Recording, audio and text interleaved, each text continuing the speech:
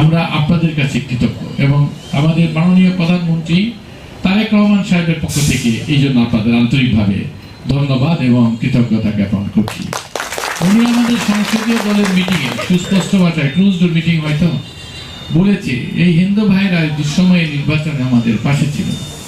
অনেক বিএনপির নেতারাই হয়তো এদিক সেদিক করেছে, কিন্তু হিন্দু ভাই বোনেরা এবার সেটা করেনি। কাজে যার এলাকায়, সব এলাকায় কম বেশি আছে, যাদের এলাকায় আমার হিন্দু ভাই বোন রয়েছে তারা যাতে যে কোনো সময়ের থেকে বেশি নিরাপদ বোধ করে এবং তারা যাতে স্বাচ্ছন্দ্য বোধ করে, তারা যাতে কখনোই মনে না করে যে আমার এই দেশে না হয়ে যদি আমি পার্শ্ববর্তী দেশে জন্ম হতো বোধহয় এর চাইতে বেশি অধিকার ভোগ করতাম।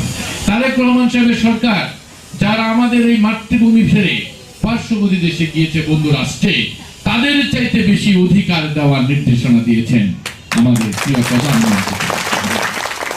এটা এই দেশে আপনার জন্ম, এই দেশে আপনি বেড়ে উঠেছেন, ব্যবসা বাণিজ্য করবেন, পূজা অর্চনা করবেন, এখানে আপনার দাহ হবে, মৃত্যু হবে।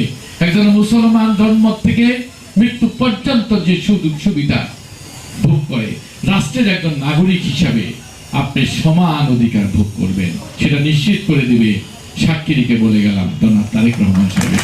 আপনাদের প্রত্যেকটি বিষয়ে সে সাথে থেকে পাশে থেকে আপনাদের সাথে থেকে কাজ করবে এই আশাবাদ ব্যক্ত করি।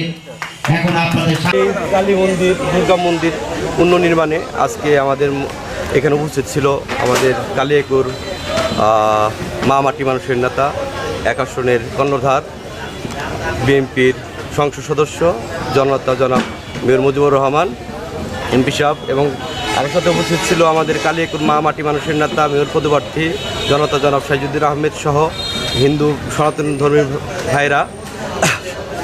আজকে পুনর্নির্মাণ এই মন্দিরটা আজকে পুনর্নির্মাণের জন্য আজকে ভিত্তিপ্রস্তর উদ্বোধন করে গেছে। আমরা এলাকাবাসী সহ যারা আছি আমরা সর্বাত্মক সহযোগিতা করবো ইনশাআল্লাহ।